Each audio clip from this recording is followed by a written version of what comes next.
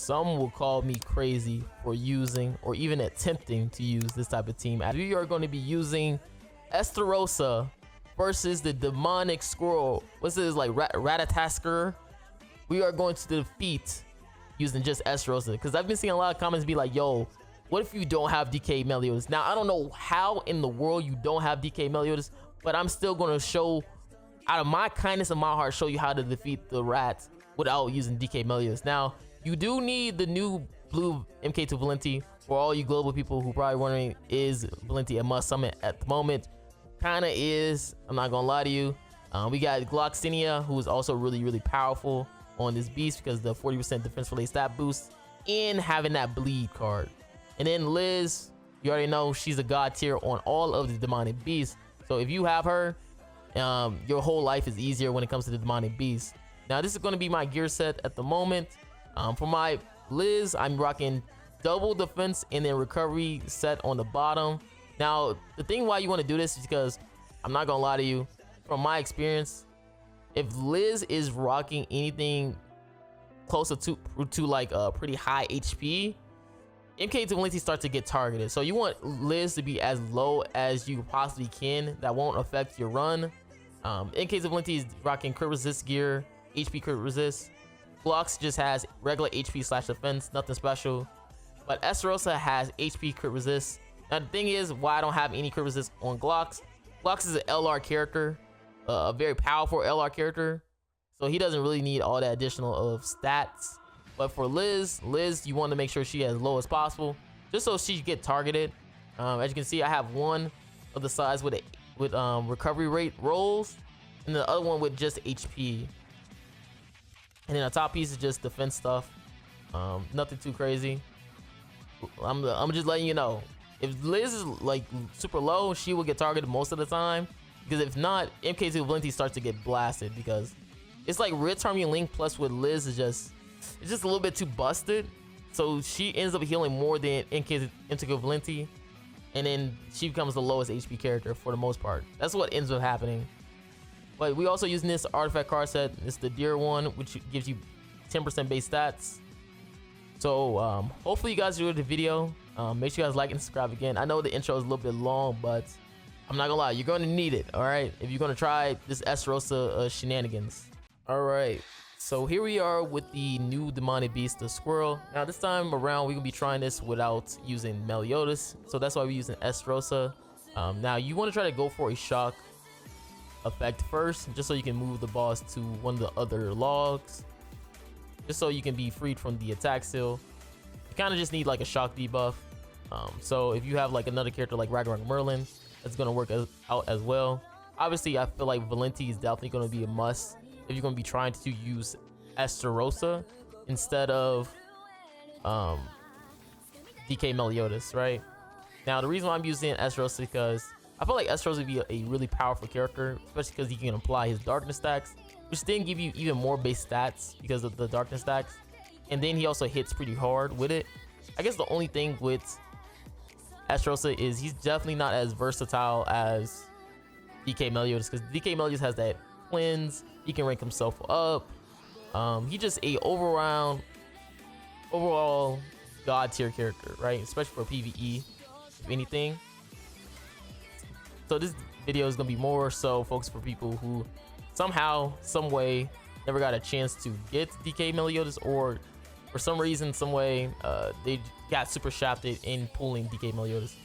But then again, this is going to require Valenti, which, let's be honest, a lot of you probably already heard we're getting a collab pretty soon, which means most of you guys are going to probably skip Valenti. And probably by the time you get Valenti, it's probably going to make a boss or a character that's going to make this boss even easier.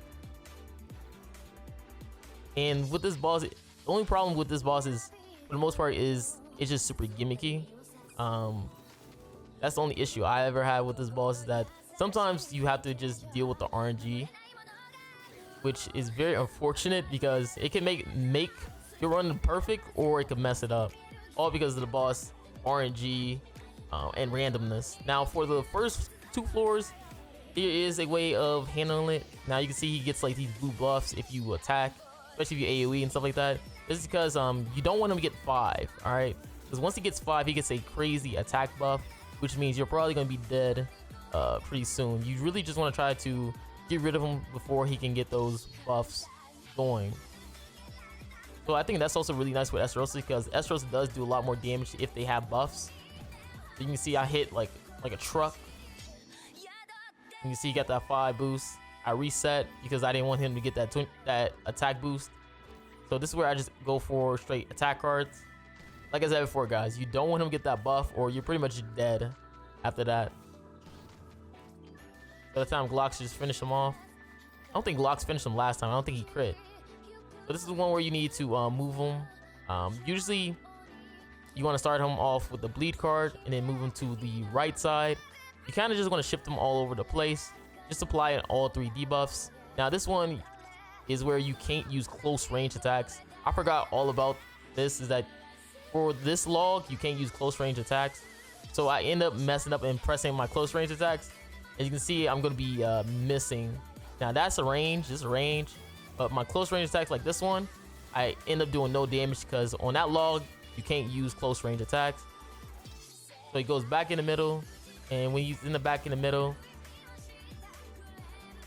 you just want to put like a shock debuff on him, and you just want to leave it at that. Now again, you could go the other way around where you put like a shock debuff on him. He goes to that left side, and then you ult with a poison passive. But again, from my experience, it doesn't really matter technically. I think Valenti's single target is also range, so if you really wanted to, you could also shock him on the right side as well too. I just didn't pull no cards. And you want to keep him right here just so you do crazy damage, and then that's gonna be GG. Now we are on the second floor. Again, this is going to be the one where you need to try to get rid of the stumps, if anything, because he keeps getting like immortality buffs. You can see I just go for the shock because you're going to put him on the right side. Now, I said the right side, left side. And again, this is going to be mostly you trying to get rid of him and also getting rid of the stumps. See, I'm just aiming for that other stump, but also trying to force him to move. If I'm not mistaken, I think it's both the left and the right stumps you have to get rid of. So you got to have them in the middle, if anything. So you got to be very careful with that. And I think this is the one where you can't cleanse either too. So you can see I'm not really trying to go for a cleanse on my Liz. I did it technically on the first turn just because once you cleanse those red debuffs and you have no debuffs on you, he gives you those gray debuffs per debuff that you cleanse. So you kind of got to be careful with that. Again, we just shifting them all over the logs until we can get rid of the left and the right.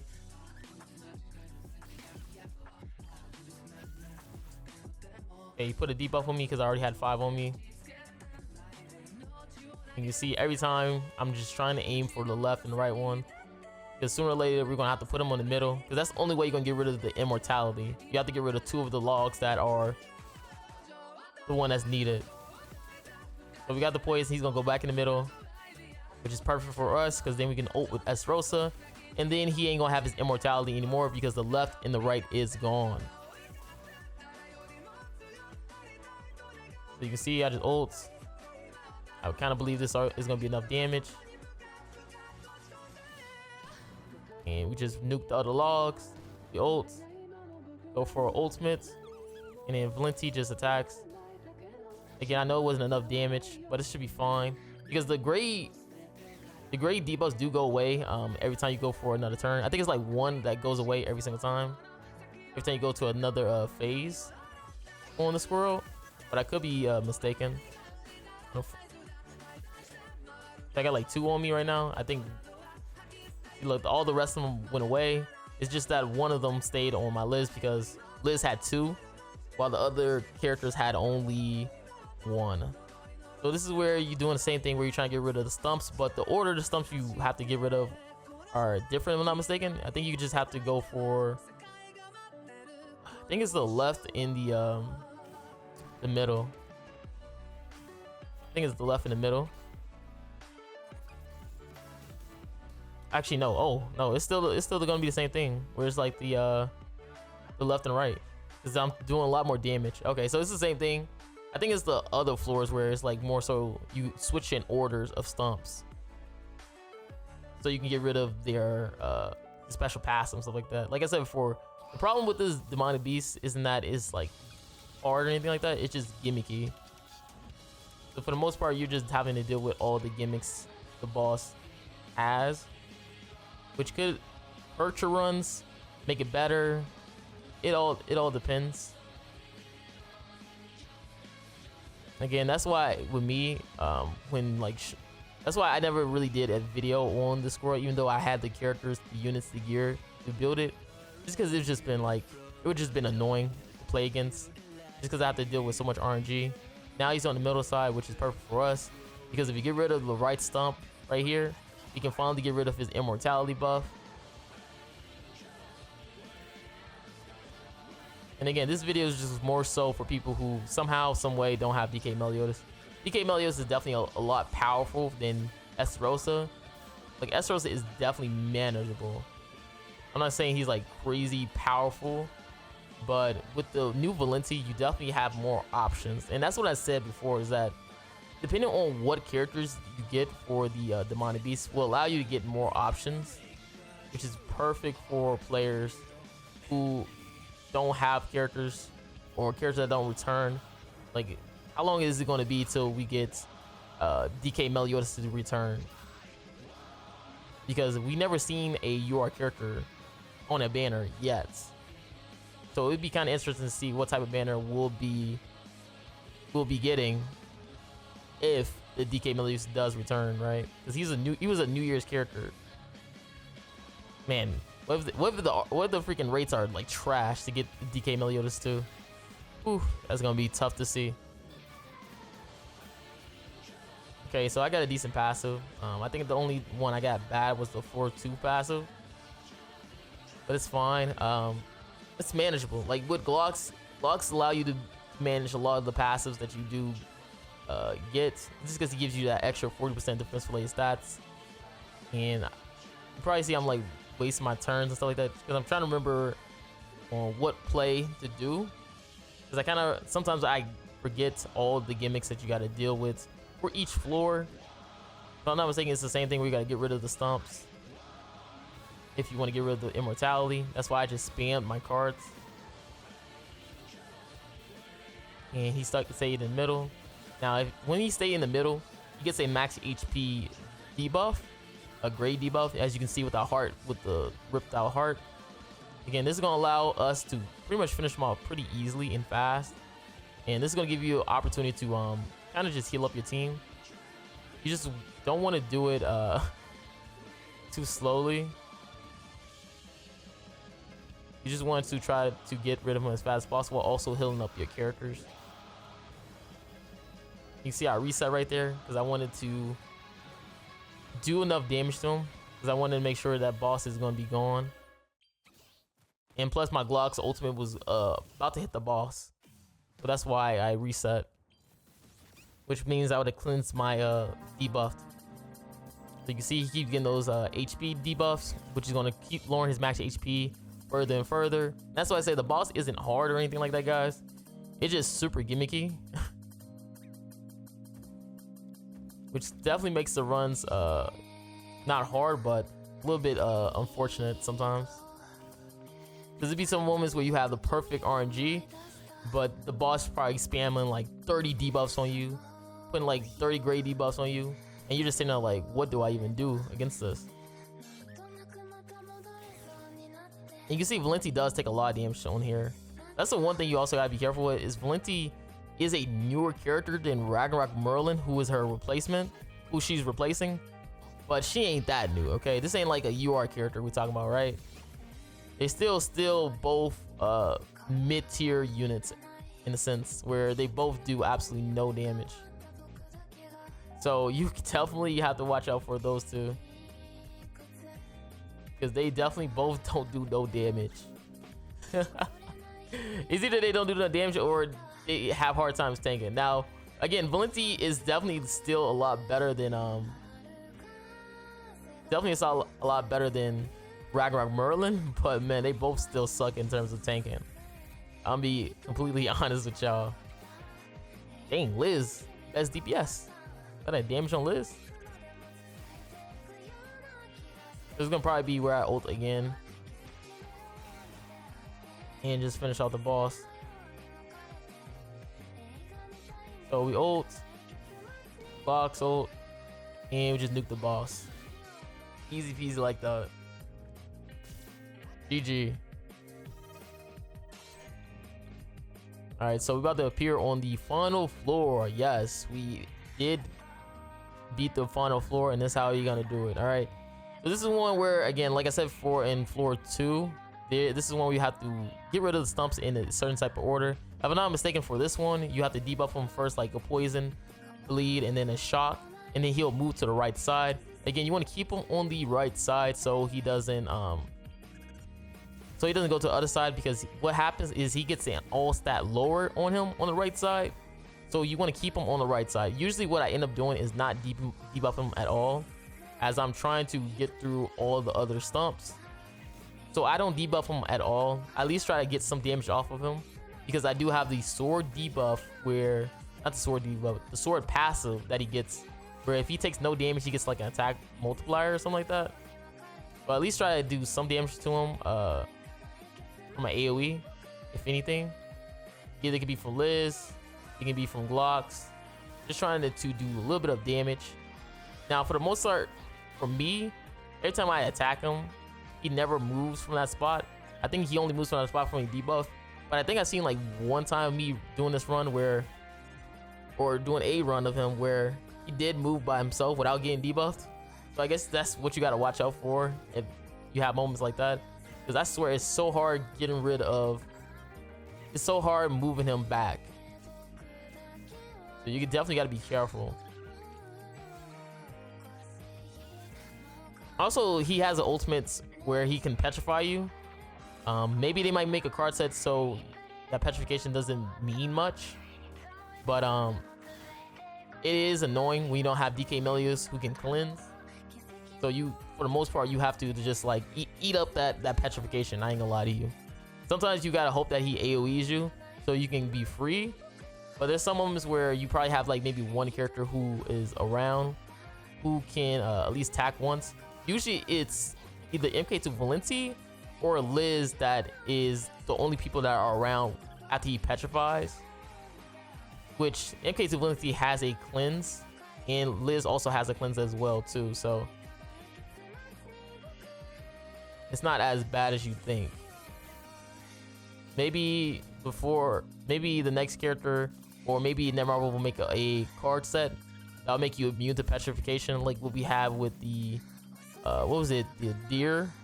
Is it no, I think it was the wolves, where the wolves card set has immune to freeze. I think it's like freeze, right? So they could actually do that for the scroll as well. Just be immune to petrification, give you like base stats or something, or even attack related stats, or even HP, because some people still don't tank as well. Now, from my experience as well, to get into floor phase 2, you definitely need Liz cleanse cards. He debuffs you a ton, bro. Like he just puts you those full poison debuffs on you a lot. So you definitely want to make sure you have cleanses on your characters, just so you can definitely recycle your ultimates, if anything. Oh dang, I didn't even talk about what stumps to remove. And now for this one, you want to remove the middle and the right one, and keep him on the left side, because on the left side he gets a corrosive debuff on him.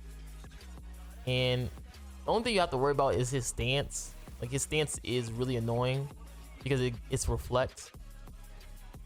But if you get rid of the stumps and he just stayed on the middle side, then you can kind of just ignore him a little bit, because he's gonna have so much corrosive debuffs on him that he's gonna get rid of his own self.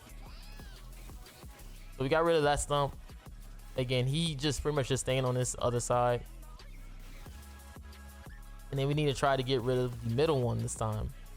Now, like I said before, the boss, sometimes he can just be random sometimes, and he might just go for the next stump, or you may have to like, you just have to figure out his gimmicks and how to move him and stuff like that. And I think people still haven't figured that out on how to move him specifically. Like, they've done attempts and stuff like that, but for the most part, every time I see it in terms of a guide, they would just say, yep, it's random. This is random. Like, they don't give you anything specific, like, yeah, if you double debuff him, he might move. If you only debuff him once, he's gonna move to this direction or something like that. I haven't seen that type of guide. Now for this one, I just go for all 3 debuffs and see if he moves. And you see he just stays. So this time around, I'm gonna try to use 2 debuffs, or if not 1, and see if he moves. I'm just trying to like debuff him as much as possible so he can get to that goddamn left side, because I'm running out of cleanses on my list. So you put 1 debuff on him, you attack him, we cleanse. Let's see how 1 debuff will go, and he stays there again. You can see my frustration, all right, sometimes, right? You don't know how to move the character or the boss, and he just stays there in one place, and this can literally just ruin your run. So we ult, we Liz ult again. You're trying to cycle in that Liz ult. You gotta be careful. So I didn't debuff him at all, and he moves to the goddamn left side. I didn't even debuff him. And he moves to the left side, bro. This is what I'm saying. Like, maybe because my Liz ultimate, because I have seen some moments where if you use a Liz ult, he moves sometimes. But my God, my mans didn't even move at all. So I just end up just attacking that last middle stump as much as possible, bro. I didn't even care about debuffing him at all, just because how annoyed I was. That's what I'm saying. Like, you just don't know somehow how he works. Like, I debuff him none, he moves. If I debuff him once, he just stays in one place.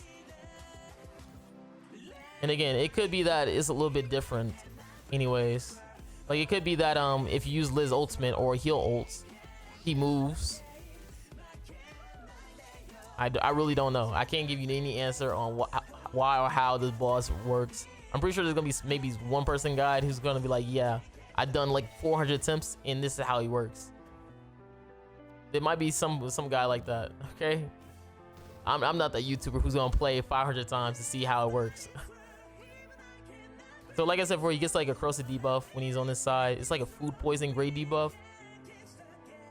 So I just end up just resetting just to see if I could get rid of him. But I reset too late, so his turn was still there. But he still took a lot. He still was going to be like a lot of damage, because with Valenti's ultimate, if she AoEs, you can cleanse a little bit of debuffs. Now this is one where he gets the he debuff Lauren, where he lowers ult gauge, which for most people that would be a bad passive. But when you're using like Glocks who can at least stall, it's actually really good. Now this one, I'm not gonna lie to you, super random, but from my experience, you want him to stay in the middle. Now, why I say you want him to stay to the middle is because he gets a max HP debuff him while he's in the middle.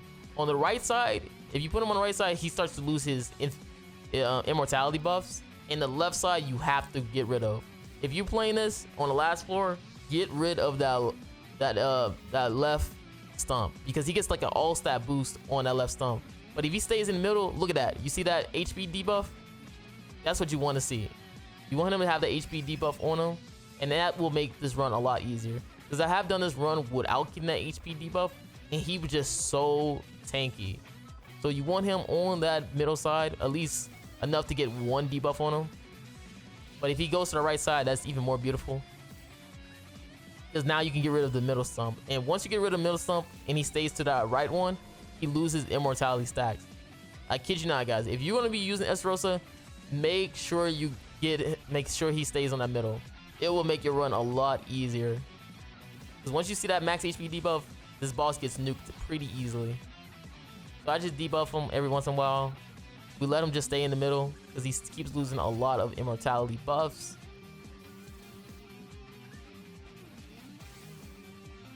And this is gonna be pretty much it, honestly, guys. Like, again, you can see I got like so much the food poison debuffs on me. I got like probably 3 or 4 as we just watching. But that's the thing with Liz. You have to sometimes cycle her ultimate, which for most players, they hate that you have to cycle because, you know, it can mess up your run. But for me, as long as you cycle Liz ultimate, you're in the clear, honestly, guys. This is where I reset because I put the buff first because I was in like a rush or something. So yeah, you want to keep cycling Liz ultimate. If you have at least one Liz card in your hand, you want to use both of them. And then you can just cycle the ults infinitely. Now, the reason why you want to do that is because, as you can see, with the food poisoning debuffs, it takes a good chunk of your HP off. Like, you can, like, it's still manageable. Like, I got 4 and it's manageable. But it definitely is a little bit tricky. So this is going to be where I just finish him off. I'm going to reset right here because I seen how low he was because of the max HP debuff helping me out. So I'm going to reset to get a better hand so Estarossa can kill. So hopefully you guys enjoyed the video. Make sure to like and subscribe again. I'm just gonna go for all of my attack cards to finally get rid of them, and then Estarossa will kill. So hopefully this helps you guys out if you are planning to use or summon for MK2 Valenti. And if you don't have DK Meliodas, Estarossa is definitely an option. I don't know if it would be better than DK Meliodas because DK Meliodas is just broken. But for people who don't have them, hopefully you guys enjoy the guide. All right. And this is going to be the final hits. And Estarossa just finish him off. Yep. Valenti does a lot of damage right here. And that would be GG, guys. Hopefully you guys enjoy.